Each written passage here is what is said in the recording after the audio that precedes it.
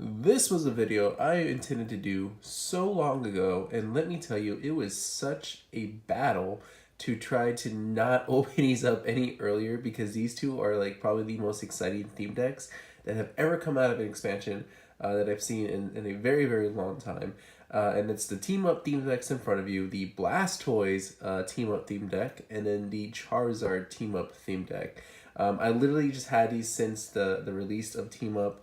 And because I've been so busy with everything and whatnot, I haven't gotten around to recording it, but now I finally get a chance to. And they're still sealed. I have not opened them up. I've just been kind of moving them all over the place. It's been like going through all my stuff. And I've just been fighting the urge to because I just want to open up the Blastoise one. Obviously, beating that one beat my favorite. But we should definitely take a look at them finally, now that we got the chance, and see what's going on here. These two theme decks are extremely well put together. Ever since the whole Ultra Prism expansion, theme decks have been getting just like better and better, really, coming with a lot of good staple cards. And these two definitely continue that improvement and continue on making you want to buy these theme decks. I've seen now a lot of time in stock at the store that, the theme decks are getting bought more and more. They're just not sitting on the shelves anymore. It's like, people are actually wanting them. People are actually purchasing them. And this one is in particular, because it's kind of like an old school classic battle of red versus blue, Blastoise versus Charizard. Like, this is really cool. So let's go ahead and open up Charizard first, because obviously we want to save the best for last. Theme deck is called Relentless Flame. Charizard has gone through a lot of different card iterations. Obviously it's more for a collector's sake of, oh, you gotta have a Charizard. Charizards always have value, and it's true. But I think this is like the first Charizard in a very long time that's actually playable. Like, it's an actual decent card that you could build a deck around and do fairly well. It hasn't been a major meta change or anything like that, but it still has a lot of great potential behind it. And so we'll take a look and see exactly what that is. Here is your code card, by the way, for this theme deck for those that want to redeem it. And there's a lot of things here. Hold on, let's look at the coin first. Because I want to put everything back here in nice and neat fashion. But here is the Charizard coin. Now, I feel like we've gotten a Charizard coin before. I'm pretty sure of this, although I don't remember exactly what it looked like or anything like this. But this coin is it's okay. I think I could have done without the claws, like the three, you can see his three talons right here, sticking out. I think I could have done without that. Otherwise, it's a perfectly cool coin. Obviously, great for any Charizard fan. What else we got here? Are these just little promo things? Hey, check out Team Up. Okay, there's a list. What's this one then? If that's a list, what is this? Is this another list? Is this promoting the other one? Oh, huh. That's interesting. So it's like a little promo for both decks. Huh. Okay. Here are the tokens that everything that comes with, and then we have the playmat, which I'm not going to open up the whole thing, but as you can probably already tell, one side's going to be Blastoise, one side is going to be Charizard. So that's actually pretty sweet. Oops, look at the camera right there. I think that's it for now. I'm trying to see if I should put everything back together. Let's take a look at the holo version of this card. Here we go. So 150 HP is pretty, is that standard? That's fairly standard, I think, for stage 2. Usually you'll see some about 160. Then there's others that are extremely low. So 150 is all right.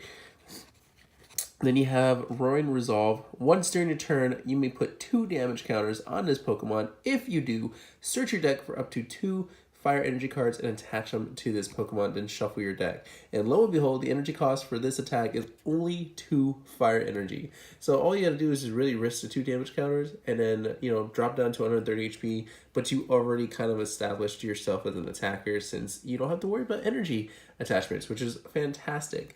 Then we have the attack Continuous Blaze Ball. 30 base damage. Discard all fire energy from this Pokemon. This attack does 50 more damage for each card you discarded in this way. So you essentially do 130 for those 2 energies. Just for those 2. doesn't mean you can't attach more. By all means, you can go ahead and attach more. Go ahead and put 3. You got 3, you can do it 180. But again, you don't have to worry about the energy attachments because it already takes care of it. So what you can essentially do is charge them up, attack on your next turn, max potion, and then do the ability again. And then essentially you just have this continuous like cycle of not having to worry about running out of energy cards or anything like that, because he takes care of it himself. So that's what makes him a very playable card. And I believe there have been, I want to say there was a deck that was based around him, but I'm not quite sure. Here is the little theme box for Charizard, which is pretty sweet. And then let's take a quick look at the cards here. Obviously, gonna be mostly fire. You got Ponyta, Charmeleon, Timer Ball, Charmander, Farfetch, Copycat, Nidoran. So there's some psychic type in here. You got Brock's Grit, obviously to recycle that energy, so it's very much needed. Nidoqueen, Cynthia.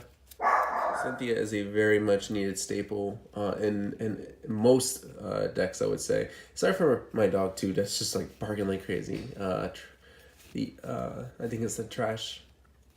Sorry, can't talk today. The dump truck that's out there that's making her bark. Here's another Cynthia. So it comes with 2 Cynthias. It's very ideal. It's just like the Garchomp deck from, I think that was from the Ultra Prism Age.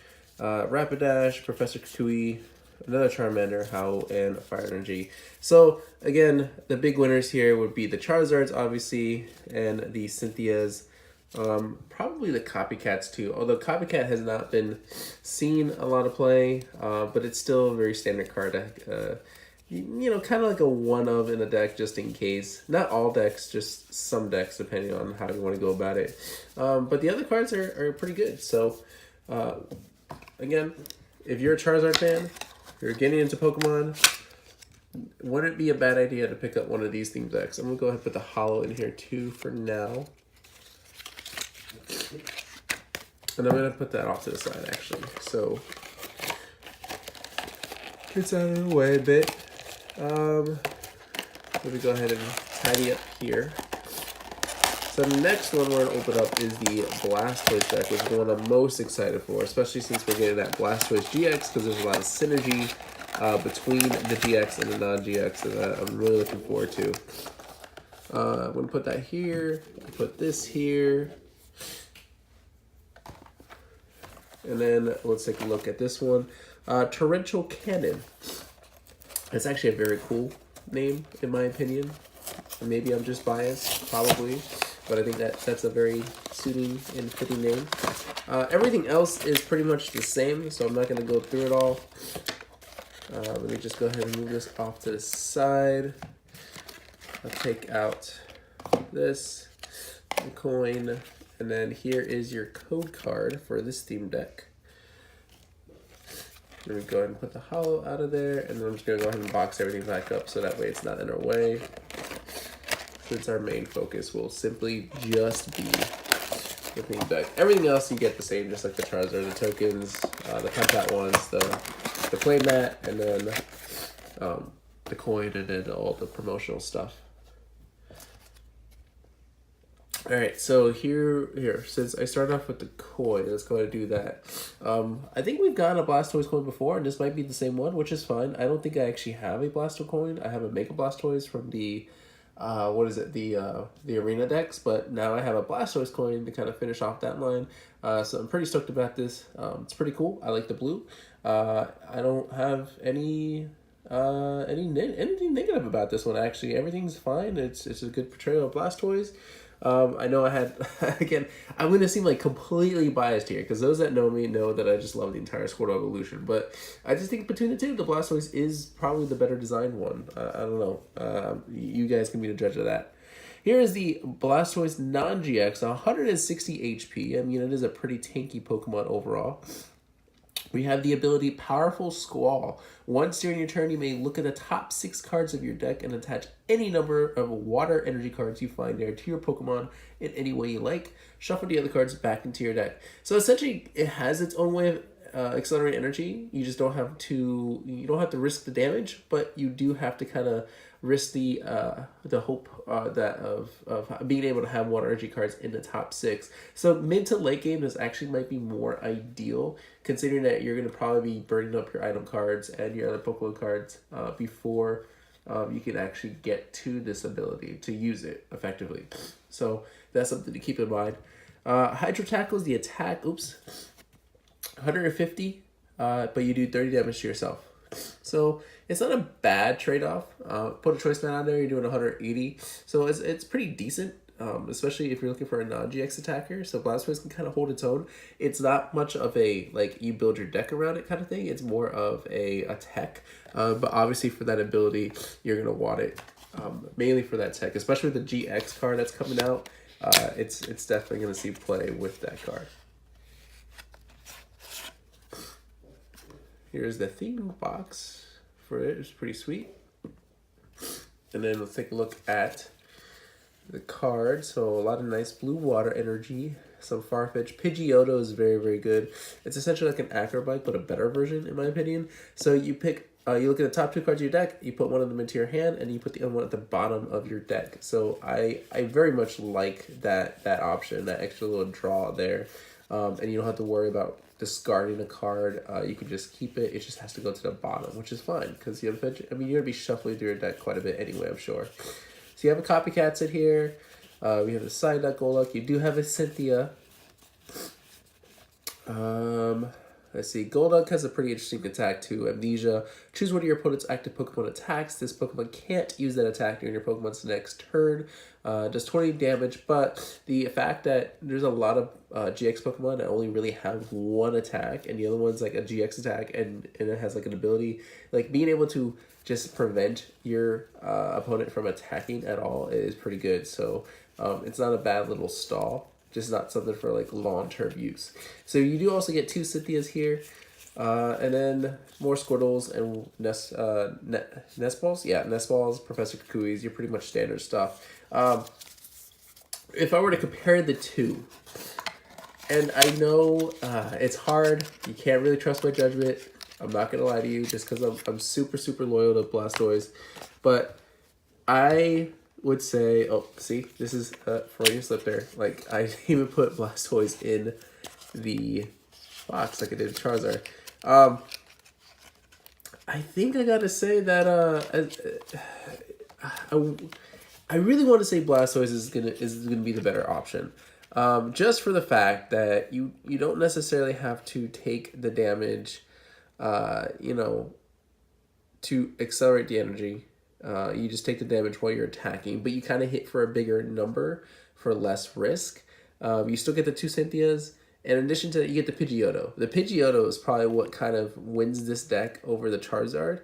Like, Charizard is strong and powerful. You don't have to worry about the energy attachment, but beyond that, like, the other cards that come with it are just like, you know, they're okay, they're fine. There's nothing really special. I didn't find anything unique about them. The Nidoqueen, I think, was in here. Like, lets you search out non-GX Pokemon, which is great. But it's for a stage. It's a stage 2, so you have to get a stage 2 just so you can evolve to the stage 2. Like that to me, doesn't seem like it's worth it. For Blastoise with the Pidgeotto there, that kind of helps the speed of the evolution a little bit quicker, I think. So I'm going to say that Blastoise is the better theme deck of the two. And Blastoise can be its own attacker, or it can be just attack. So I think it works out very well. But you guys be the judge of that. You guys let me know which one you think is better. If you could give like a non-biased answer toward it, that'd be great. Otherwise, I think Blastoise is the winner here. Just saying, it's the better call. But that's going to be it for this video, guys. Thank you so much for sticking around. Thank you guys for being long-time supporters. Again, I know uploads are like once every week or so. But, you know, time is of the essence. I've been busy with a lot of things. And I'm actually going to be getting a new computer soon. So actually, hopefully, I'll be streaming quite a bit once I get that all set up. But that will be not for like another few weeks or so. But anyway, yep, like I said, thank you guys for sticking around. Please like, subscribe, comment, all the YouTube jazz, and I'll see you guys in the, well, hopefully not too long video.